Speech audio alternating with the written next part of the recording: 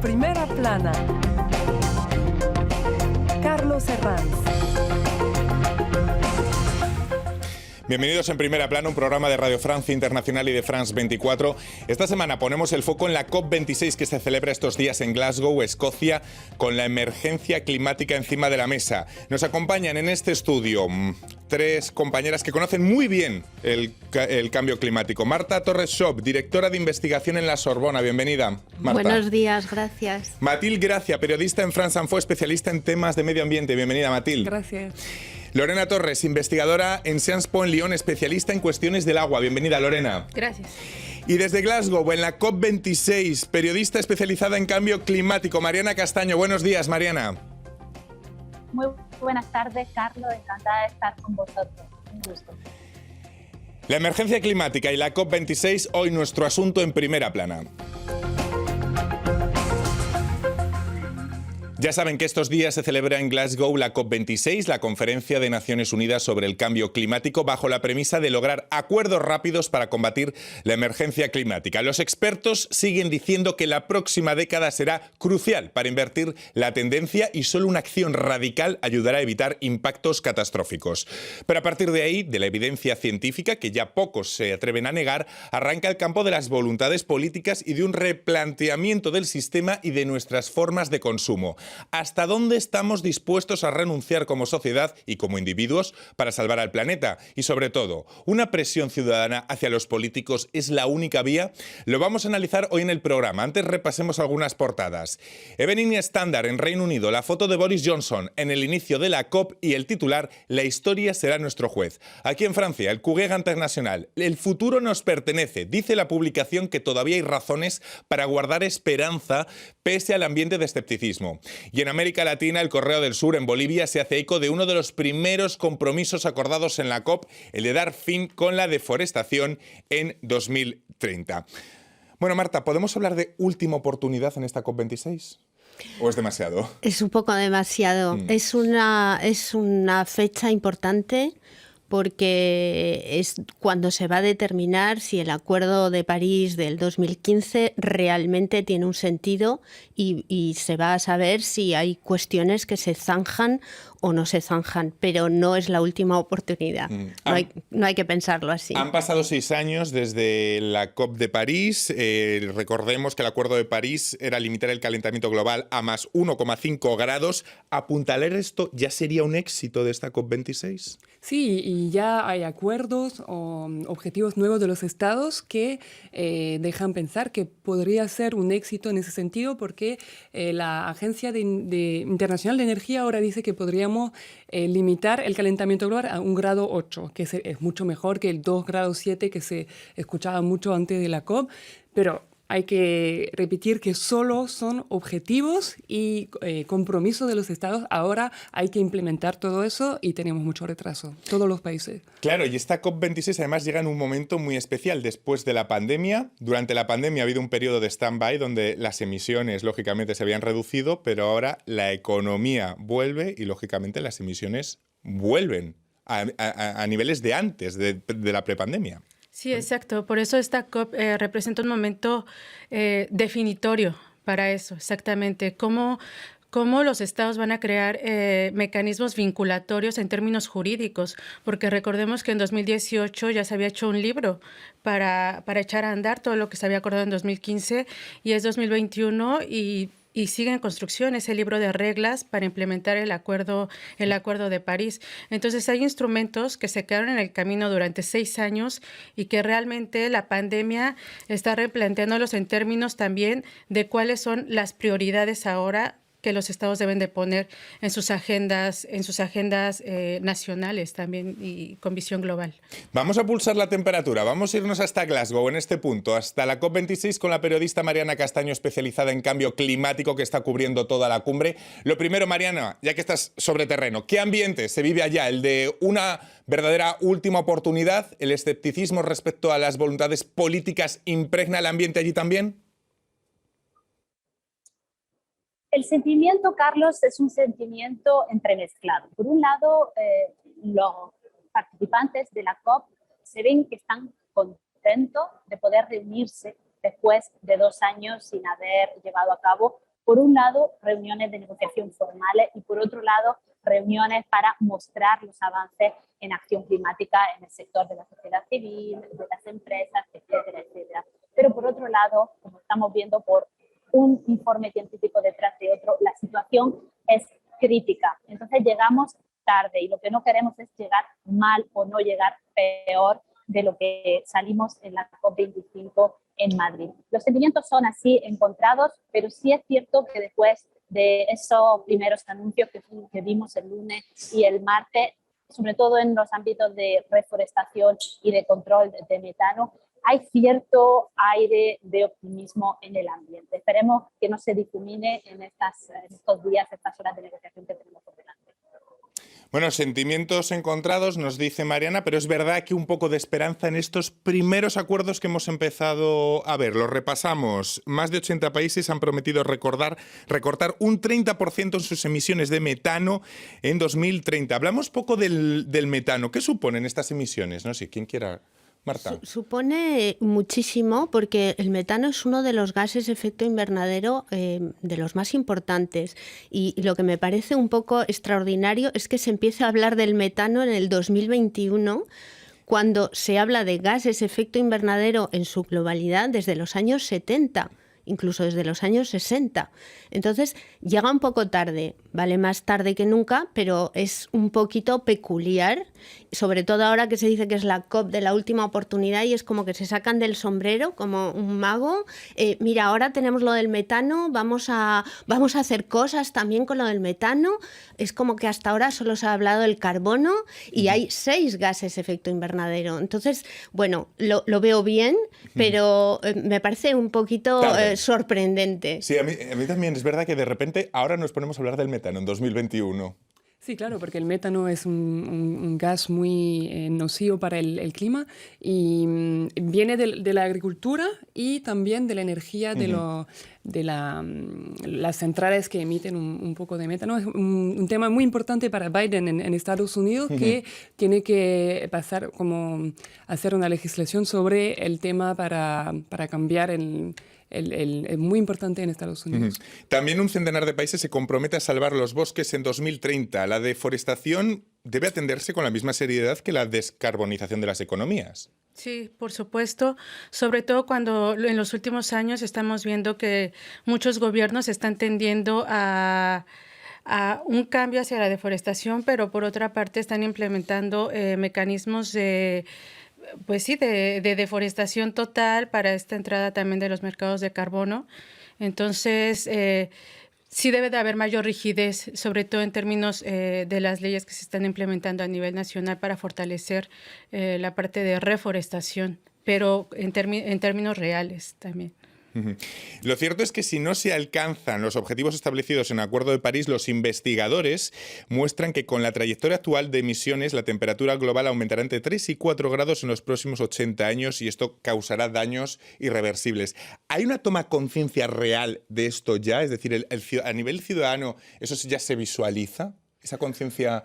Yo creo que cada vez más, precisamente por toda esa cantidad de incendios forestales, por ejemplo, que ha habido en Amazonas y en otras zonas del mundo estos últimos años.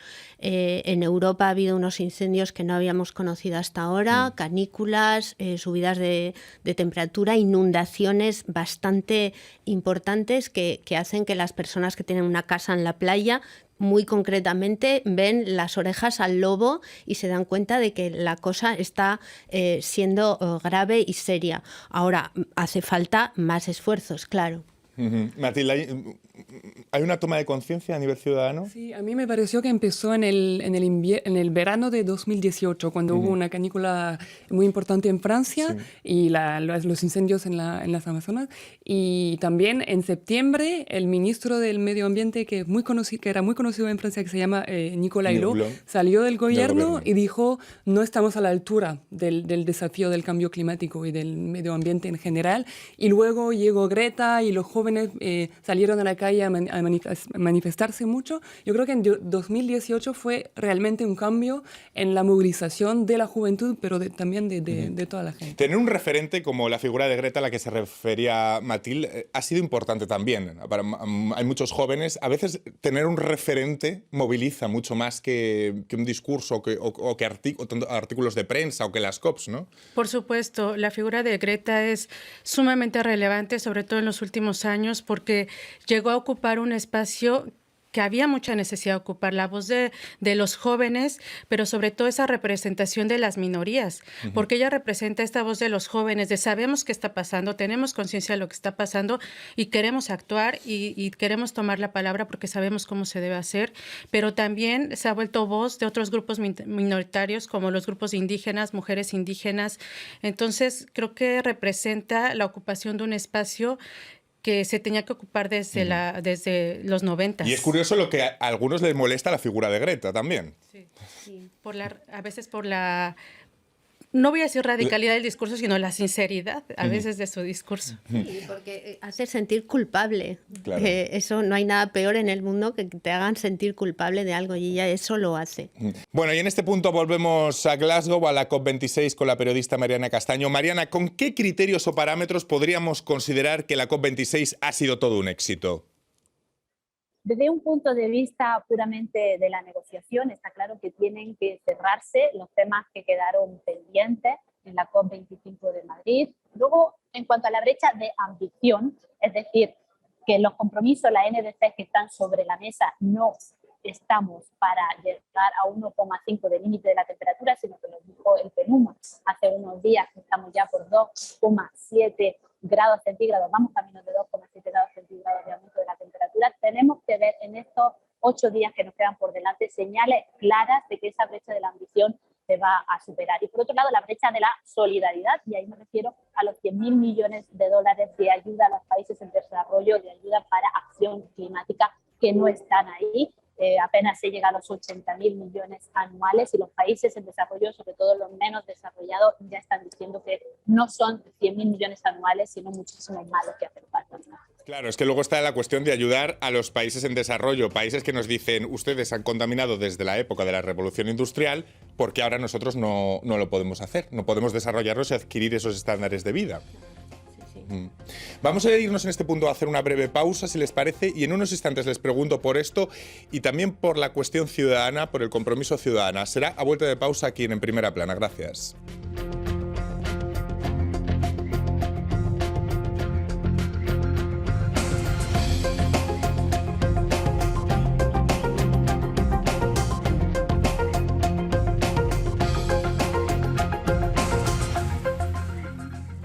RFI, la selección del mes. Eddie Mitchell. Juste avec un petit peu d'amour, ton esprit, ton corps étaient de paix.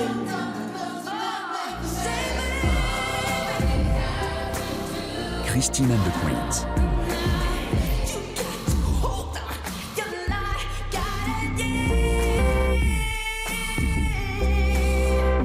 RFI. RFI le habla al mundo en español y también en otros 14 idiomas. Escuche RFI en francés.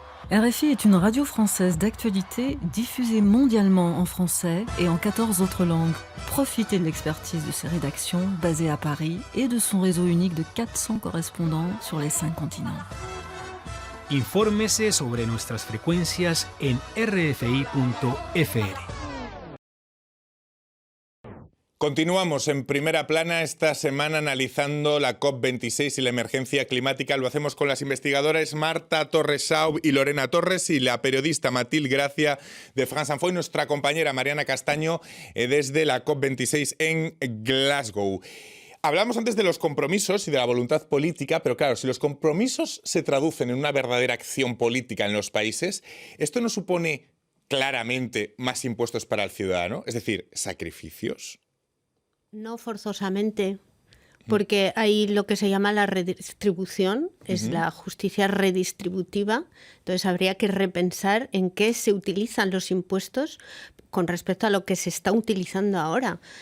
Hay varios países que se han comprometido, han hecho el anuncio, me parece que fue ayer, en la COP, de que van a dejar de financiar a las energías fósiles y a todo este tipo de mecanismo económico. Bueno, si se empieza a redistribuir un poco la riqueza de esa manera, las inversiones del Estado, los impuestos también se pueden reorganizar.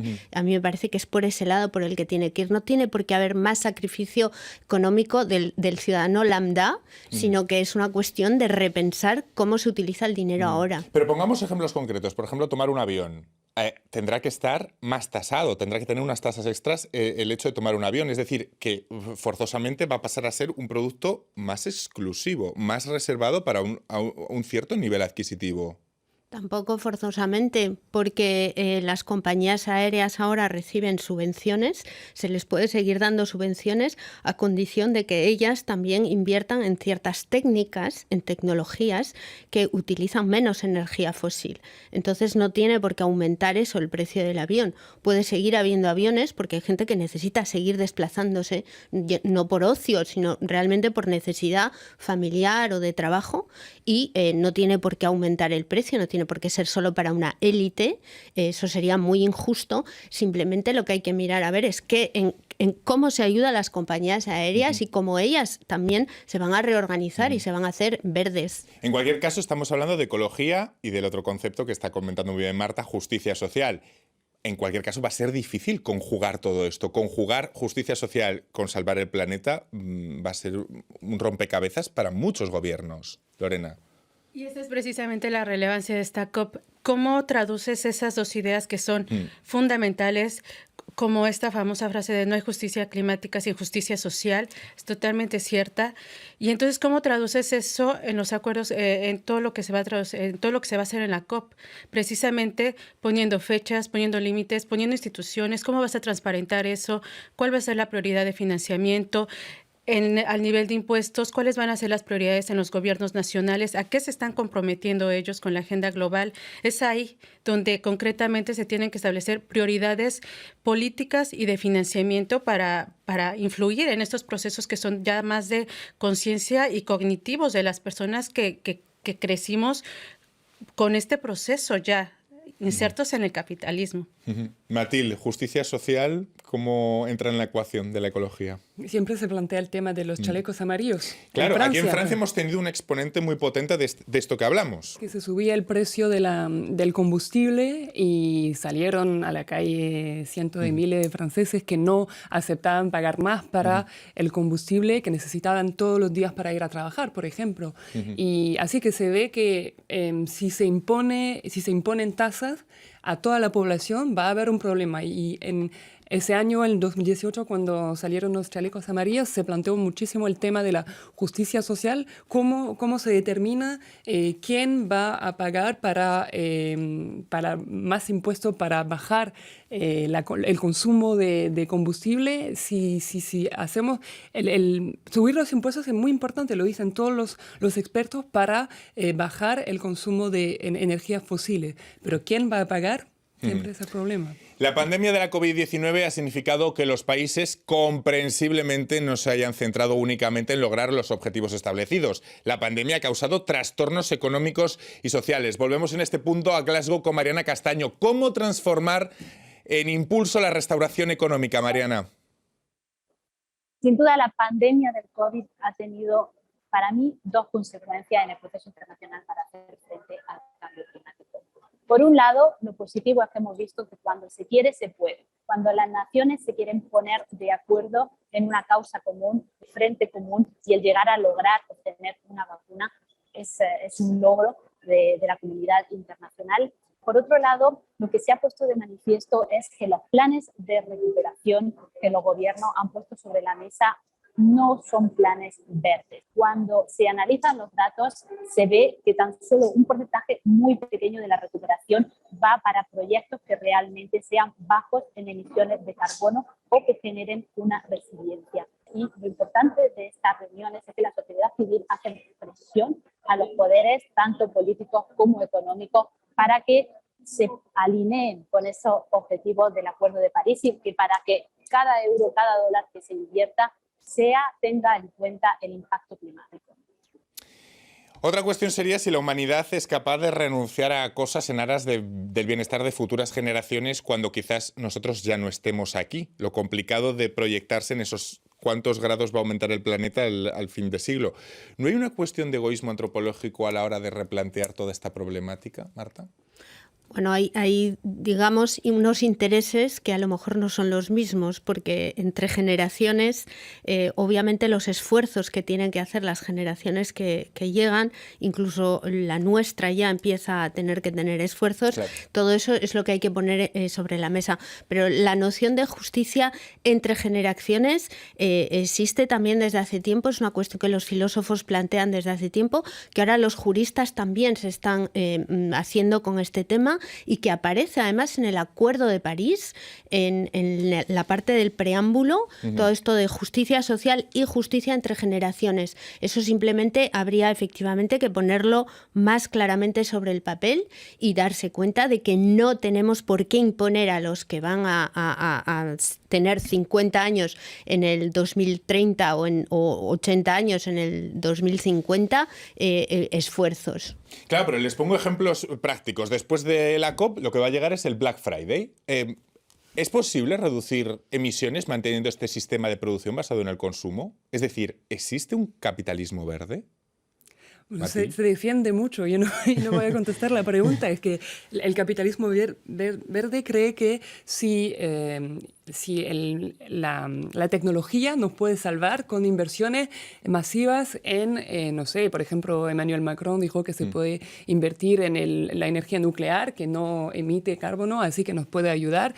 Mucha gente cree que la tecnología nos puede ayudar a mantener el mismo nivel de vida, pero también muchos científicos dicen que hay recursos límites en el planeta, así que tenemos que decrecer para mantener un planeta habitable. Lorena, ¿usted cree en eso del capitalismo verde? ¿O es algo incompatible? Es decir, aquí lo que estamos hablando es de que hay una incompatibilidad para salvar el planeta a través del mismo sistema que nos ha llevado hasta este punto. Hay que replantearse la pregunta. Creo que incluso ahí podríamos irnos a estas teorías ya de los años 60, 70 que hablaban de decrecimiento. Sí. Es más, cuestionar un poco cómo hemos crecido. Creo que revertir todo un proceso de tantas decenas es complicado, pero creo que soy optimista. Creo que podemos revertir ciertas acciones a nivel individual con mecanismos de acción pública.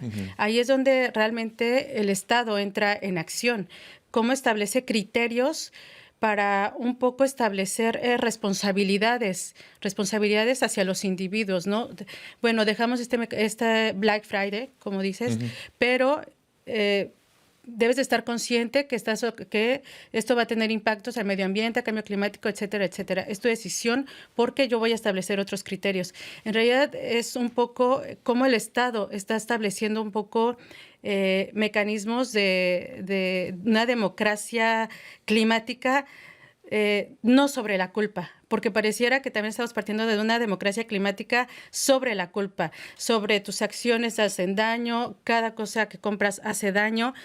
Entonces, pero también eso es muy extremo, porque ¿cómo revertimos? Claro, 70 y también años descargar sobre el individuo toda esa carga de culpabilidad. Marta. Sí, nada, estoy de acuerdo, pero quería añadir quizá que más que decrecer, lo importante es sobriedad.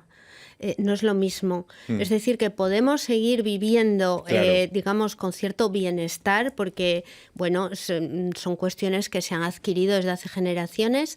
Es difícil revertir esa dinámica, pero quizá de manera más sobria. Está el Black Friday, pero luego va a estar Navidad y luego están las rebajas. Bueno, claro, pero esa sobriedad se da de bruces contra la máxima del sistema que tenemos, que es transformar nuestros deseos en posibilidades vía el capital. Es decir, lo quiero, lo tengo. I got it. Y esa sobriedad no cuaja en esa ecuación. Ciertamente. Es verdad que ahora vivimos en un momento de lo quiero todo enseguida. Claro, y decir a la gente, aunque usted pueda, no es una cuestión de que usted se lo pueda permitir, es una cuestión de limitaciones en pos del bien común.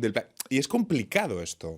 También, sí, me parece que el problema más importante es que todavía no sabemos cómo decrecer económicamente o imponer sobriedad en nuestros hábitos y mantener el empleo, que ahora el crecimiento significa empleo para nosotros. O sea, nos cuesta mucho pensar en un sistema donde no haya crecimiento para que todo el mundo tenga trabajo. En el trasfondo, le voy a preguntar a Mariana Castaño, en el trasfondo de todo hay una cuestión que subyace, ¿no? El de admitir que solo de crecer puede salvarnos o no, y que esto es algo que no lograremos con este sistema que traduce nuestros deseos en posibilidades, como decía antes, vía el capital.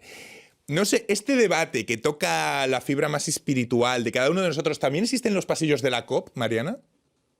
Hay que tener en cuenta que en esta reunión, en estas conferencias, están representados 197 estados muy diferentes, la primera potencia económica, los países emergentes y los países menos desarrollados, donde el objetivo es sacar de la pobreza, incluso de la pobreza energética, a su población.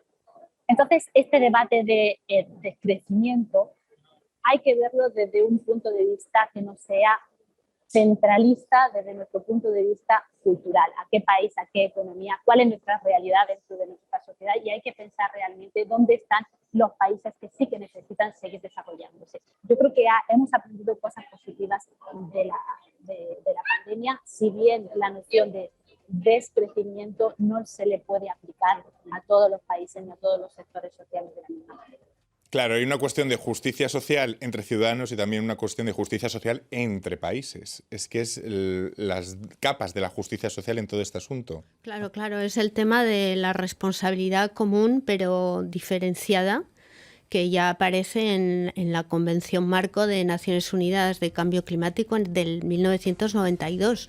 Esa es la cuestión de fondo. Entonces, hay unas responsabilidades de todos los países, pero son diferenciadas, entonces no se puede impedir a ciertos países de seguir desarrollándose. Eso no quiere decir que sigan consumiendo de la misma manera o que polúen. Me quedo sin tiempo para más. Ha sido muy interesante este programa con ustedes. Muchísimas gracias, Lorena, Matilde, Marta. También a usted, Mariana Castaño, desde Glasgow, y a todos ustedes hasta la próxima semana en Primera Plana. Gracias.